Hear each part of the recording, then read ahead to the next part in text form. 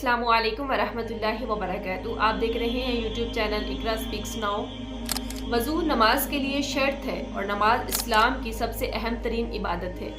वज़ू दुरुस्त नहीं तो नमाज भी नहीं। बहुत सारे लोग वज़ू में ऐसी गलतियां करते हैं और वो जानते भी नहीं, अनजाने में अपनी कितनी ही नमाजें ज़ाया कर रहे हैं। आइए जानते हैं कि वो गलतियां कौन सी हैं, किन गलतियों की वजह से अपना वज़ू और नमाज बर्बाद कर रहे हैं। इतने टाइम से पढ़ी हुई नमाजें दुरुस्त भी हैं या नहीं। अपने आने वाले वक्त में अपनी नमाजों और वज़ू को दुरुस्त कीजिए। पहले सुन्नत के मुताबिक तरीका जानते हैं और फिर वो गलतियां ऐसी कौन सी हैं जो हम अनजाने में अपने वज़ू में कर रहे हैं। हज़रत हुसैन रज़ी अल्लाह अन्हु फरमाते हैं कि उनके वालिद हज़रत अली रज़ी अल्लाह अन्हु, जो रसूलुल्लाह सल्लल्लाहु अलैहि वसल्लम के दामाद भी हैं, उन्होंने एक दफ़ा उनसे पानी मंगवाया और उनके सामने ऐसा वज़ू किया जैसे रसूलुल्लाह सल्लल्लाहु अलैहि वसल्लम का वज़ू था, यानी ऐन सुन्नत के मुताबिक वो करके दिखा रहे हैं। वो फरमाते हैं कि पानी के साथ सबसे पहले अपने दोनों हाथों को धोया अच्छी तरह, उसके बाद वो हाथ पानी में दाखिल किए, उसके ज़रिए 3 दफ़ा कुली फरमाई। कुली के बाद 3 दफ़ा नाक में पानी डाला और नाक को अच्छी तरह झाड़ लिया। उसके बाद अपने चेहरे पर जो है वो पानी लगाया और अपना चेहरा धोया। 3 दफ़ा अपना चेहरा धोने के बाद अपने बाजू यानी कोहनियों तक बाजू धोए। उसके बाद सर का और कानों का मसा किया और फिर अपने दोनों पाँव एक एक करके, पहले दायां पाँव और फिर बायां पाँव, ये धोए। ये वज़ू का मुख्तसर सीधा तरीका आपके सामने आसान रखा है।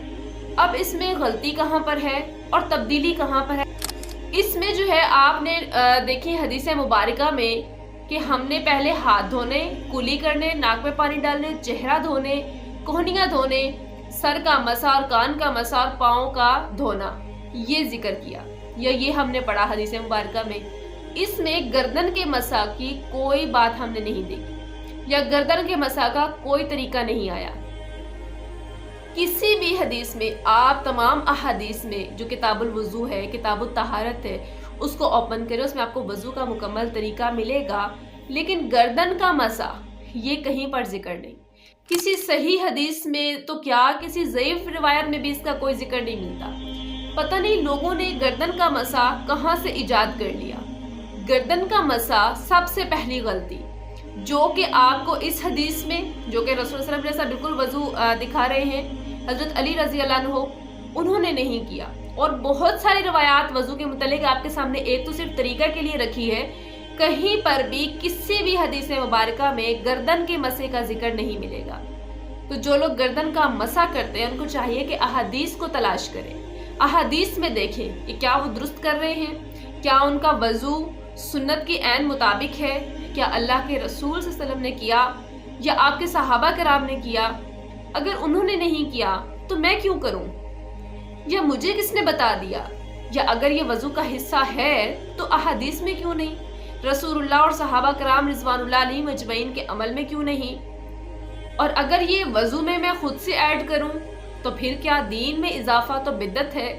और नबी करीम सल्लल्लाहु अलैहि वसल्लम ने फरमाया कि हर बिदअत गुमराही है और हर गुमराही जहन्नम में लेकर जाने वाली है। तो क्या ये मेरा एक छोटा सा अमल इतनी बड़ी गुमराही तो नहीं बन सकता जो मुझे जहन्नम में लेकर जाए। तो सबसे पहली गलती गर्दन का मसा करना, इसका आप किसी हदीस में कोई जिक्र नहीं पड़ेगी। दूसरे नंबर पर है सर का मसा। सर का मसा करना ये वज़ू के फ़राइज़ में से है। अगर आपका सर का मसा दुरुस्त नहीं तो आप वज़ू का एक फ़र्ज छोड़ेंगे, और अगर फ़र्ज वज़ू का एक छोड़ दिया तो वज़ू दुरुस्त नहीं होगा। तो वज़ू दुरुस्त नहीं तो नमाज दुरुस्त नहीं, क्योंकि नमाज के लिए वज़ू शर्त है। आप कोई भी ऐसा काम जो आप वज़ू करके करना चाह रहे हैं, आपका वज़ू ही नहीं है। तो सर का मसा आमतौर लोग जो है वो कैसे कर रहे हैं, आमतौर पर बहुत सारे लोगों को आपने देखा कि चौथाई सर का मसा कहते हैं कि चौथाई सर का मसा कर लिया, बस ठीक है, मसा हो गया। क्या आपने कभी जाना कि क्या अल्लाह के रसूल सल्लल्लाहु अलैहि वसल्लम का भी वज़ू यही था? क्या सहाबा कराम का भी वज़ू ऐसा ही था? क्या उन्होंने भी चौथाई सर का मसा करते थे? जाहिर है जो उन्होंने करना है वही शरीयत और वही दीन है ना। हम अपने पास से तो नहीं बना सकते, या अपनी तरफ से किसी चीज़ में कमी या ज़्यादती तो नहीं कर सकते दीन इस्लाम में। तो अल्लाह के रसूल सल्लल्लाहु अलैहि वसल्लम का मसा कैसा था? सही उल बुखारी और मुस्लिम की रवायात में आप देखें, तफसील से आपको अहादीस मिलेंगी कि आप सल्लल्लाहु अलैहि वसल्लम के और सहाबा किराम के सर के मसा का क्या तरीका था। आमतौर पे लोग क्या कर रहे हैं, हाथों को गीला किया, फ्रंट के बाल जो है बस उनके ऊपर टच कर दिया चौथाई सर के बस चंद बाल जो है वो गीले हो गए तो हमारा मसा हो गया। रसूलुल्लाह सल्लल्लाहु अलैहि वसल्लम का मसा पेशानी से स्टार्ट करते, जो माथे के ऊपर पेशानी यानी जहां से बाल स्टार्ट हो रहे यहाँ से अपने हाथों को स्टार्ट करते और पीछे गुद्दी तक यानी गर्दन तक लेकर जाते, फिर उस गर्दन से वापस लौटाते अपने हाथों को वहां तक जहां से शुरू किया था यानी पेशानी तक। ये सर का मसा का सुन्नत तरीका है। यहाँ पेशानी से स्टार्ट करके पीछे गर्दन की गुद्दी तक ऐसे लेकर जाएंगे और फिर वापस लेकर आएंगे, लौटाएंगे, तो ये सुन्नत तरीका है। अगर ये मसा दुरुस्त नहीं तो आपका वजू दुरुस्त नहीं, क्योंकि मसा, सर का मसा वजू के फराइज में से है। तो आज से ही अपने गर्दन का मसा छोड़ दीजिए और सर का मसा दुरुस्त तरीके से कीजिए ताकि आपका वजू अल्लाह के यहाँ कबूल हो और सुन्नत के ऐन मुताबिक हो।